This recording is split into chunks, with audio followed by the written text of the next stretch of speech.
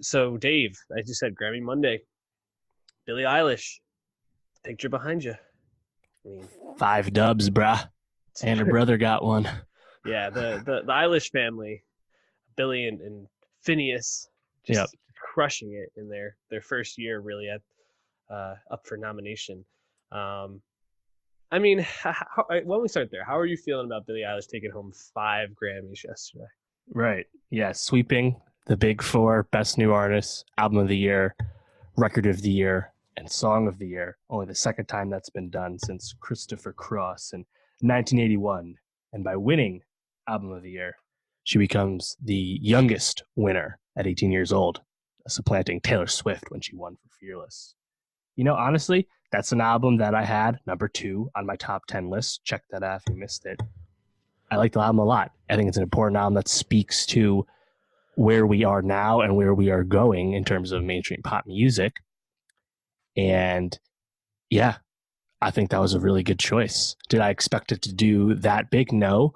But I'm kind of more happy that Billy got a ton of awards than, say, I don't know, Lizzo or Little Nas X, which were also really inspired nominations, speaking to the good part of the Grammy nominations this year, recognizing the youth.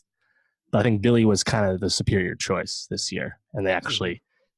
they actually nailed it. Even if the crotchety Grammy people don't probably get most of this music, but it's all good. Yeah, it seemed like there was a real focus, specifically in the rap category and in like the major categories, to really highlight people that are doing a lot of the good work, and also I think to highlight some of the more politically or maybe like culturally meaningful people. Like for example, Nipsey Hussle featuring Roddy Rich and Hit Boy. Racks in the Middle won Best Rap Performance. Mm-hmm. I don't know if in most years that would have, but I think with Nipsey's passing and the recognition Mm-hmm. of the It's a good song. yeah, it's a fine song. Best rap performance. I mean, what are we really like saying there? Right. Every rap performance can be The fact that just they did that and Best Rap Song, which 21 Savage won, before the broadcast, it's fucking ridiculous. They used to do Best Rap Album before the broadcast, too. It's like, this is the most popular genre in the country, no matter what the Recording Academy thinks about it. That's just the facts. right. So you'd think you'd want those people on stage. But of course, they had their Nipsey moment planned, so I guess that's okay.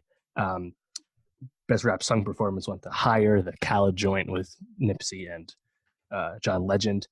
Not the biggest fan of that song, but I get it. It's Hmm. okay. Your boy and our boy Anderson Paak in that Best R&B album. Shout Yeah. out to him. But Tyler, I think, really is the person who came out of yesterday. One, I thought he had a great speech, great performance. He wins Best Rap Album, and then he had great comments afterwards, kind Yep. of The interview.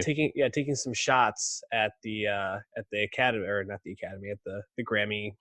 Foundation. Yeah. Recording Academy. Yeah, basically just saying, whenever a black person makes a genre bending album, they just kind of get put in rap because that's where black people get categorized by the Yep. Recording It's Academy, true. which I thought was brave of him to say, especially, but he just won, so he can say that. Mm-hmm. But I think it's also, um, it's a fair critique, because, you look around and pretty much if you're black and you make an album that you're either R&B or you're rap, and that's it. Yep. Mm-hmm. It's not a new thought either. Let's remember Hotline Bling. Mm-hmm. Drake won for Hotline Bling, and that was in Best Rap Song. And Drake himself was like, "That's not a rap song. I never said it was. We don't have to pretend it is. You could just put it in pop. Mm-hmm. Like that. That's okay too." Yep. And Tyler's comments about the urban word, which has always been a really weird classification. Like urban radio is a term as well. It's really, really, really strange way to talk about the music. And like as Tyler's alluding to, it's just kind of code for saying, "Here's the black music," you know. Mm-hmm. And I mean, look at was it Album of the Year? Only one time in the past decade was it won by a non-white person. That was Bruno Mars for 24 Karat Magic.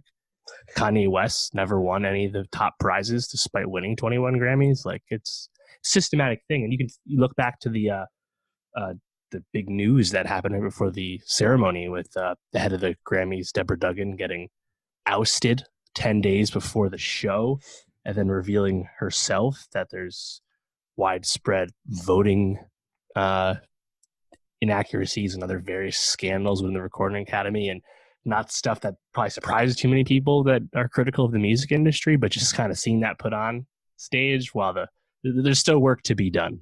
Let's put it that way.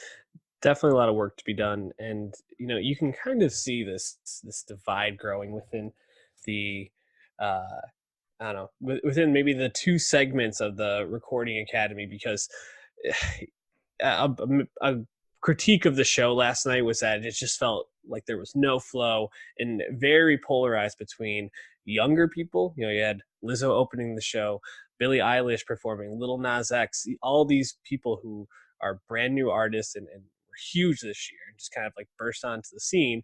And then you also had Aerosmith and Run DMC showing out, and it's just this major contrast between the Yeah, old and the new right now. all these old school ballads and Yeah. random tributes that are kind of hard to place. It's just there's no identity, no through line for the ceremony. They're just kind of throwing shit at the wall and doing lots of things they've always done while being like, oh well, we have Rosalia here and she's young and Right. people like flamenco music and that's good for you, right? Okay, cool. Well, here's Steven Tyler. And like sometimes old stuff's fine. Like I thought the Osbournes were really funny as presenters. Yeah. That's great. But man, dude, I didn't watch the whole thing. In full disclosure, I tuned in and I was like, oh wait, there's still a lot more to this show. Oh my god. And like coming up, here's her, and I'm like, bro, I don't need to see her at fucking 10 p.m. I'm sorry. Let's focus on our priorities. And her's a talented person, but like, God, it dragged. It definitely dragged. And I actually kind of feel for their conundrum, right? Because who watches these award shows? It's not usually younger people. So to be kind of boasting like Billie Eilish is coming up, or here's BTS, or here's Rosalia, a lot of the old heads are like, I'm not going to tune into this. But then you have to throw something like Aerosmith out there to keep them coming because they're the ones who are watching this. So it's a problem. I don't really know how they solve it, and I'm glad I don't have to. But I think maybe in the future we'll see the Grammys moving more and more younger, but trying to maybe advertise the show differently. I don't know. I mean, there's also other things too, like FKA Twigs being there, but not being asked to perform. Like I know, like Magdalene, I believe, didn't make this Grammy cycle, if I remember right, but she's there. She could have sang. She was asked to perform. She had to do a pole dance, which she killed, but she wasn't allowed to sing. Shout out with the Cellophane Usher. video. So Lana didn't perform at all. There's just head scratching moments. Like obviously Lizzo being there, Lil Nas X being there, that makes sense. BTS being relegated to the remix version, the Soul Town Road.